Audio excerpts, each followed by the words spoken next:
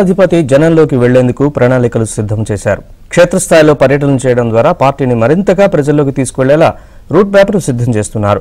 ప్రతిరోజు 3 ప్రాంతాలలో సభలకు ప్రణాళికలు సిద్ధం చేసి అందుకు అనుగుణంగా ఏర్పాట్లు చేయనున్నారు. ఈ నెలాఖరు నుంచి వరుసగా పవన్ కళ్యాణ్ సభలు జరిగేలా ఆయా జిల్లా నేతలు అక్కడ సౌకర్యాలను పర్యవేక్షించాలని నాదెండ్ల మనోహర్ నేతలకు సూచించారు.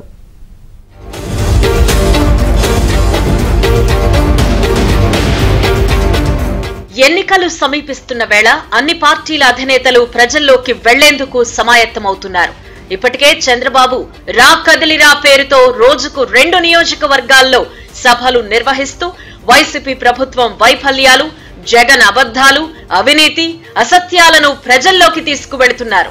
ఇక జగన్ కూడా ఈ నెల 27 నుంచి సభలు నిర్వహించేలా రంగం సిద్ధం చేసుకున్నారు. అయితే ఇందుకు భారీగా జన సమీకరణ చేపట్టాలంటూ తాడేపల్లి ప్యాలెస్ నుంచి వచ్చిన ఆదేశాలతో ఆయా జిల్లాల్లో వైసీపీ నాయకులు తలలు పట్టుకుంటున్న పరిస్థితి ఉందని ఆ పార్టీ నేతలే చర్చించుకుంటున్నారు. మరోవైపు జనసేన అధినేత పవన్ కళ్యాణ్ కూడా జనంలోకి వెళ్లేందుకు కార్యాచరణ సిద్ధం చేశారు.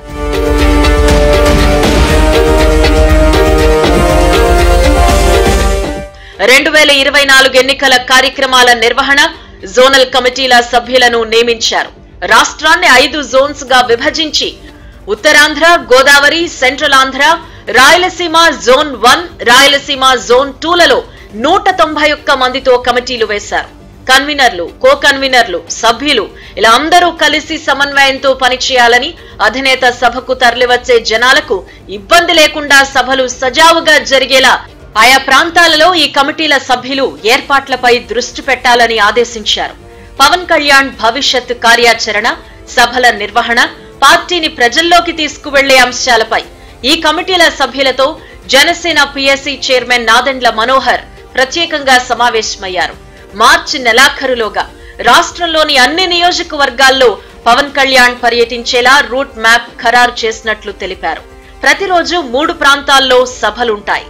ఈ నెలాఖరు కల్లా రాష్ట్ర వ్యాప్తంగా మన పార్టీ అధ్యక్షులు పవన్ కళ్యాణ్ గారు పర్యటనలు ప్రారంభించబోతున్నారు.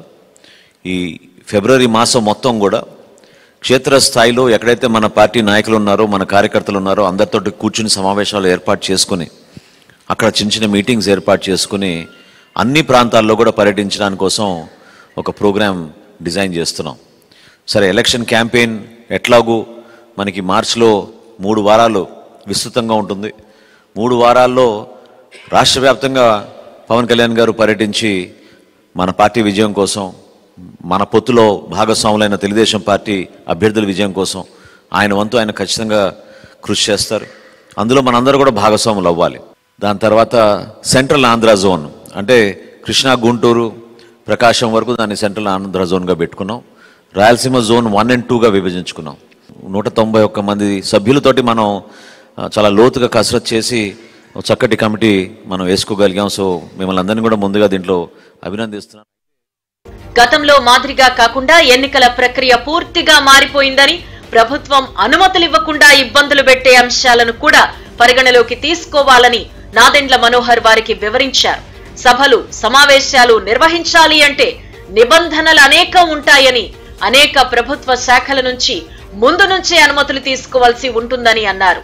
ప్రభుత్వం పెట్టే ఇబ్బందులను కూడా మనం తట్టుకుని నిలబడాలి అని వారికి స్పష్టం చేశారు. పార్టీ కోసం క్షేత్రస్థాయిలో నిస్వార్థంగా పనిచేసిన ప్రతి జన సైనికుడు, వీర మహిళలను పార్టీ గుర్తిస్తుంది అని వారికి భరోసా ఇచ్చారు.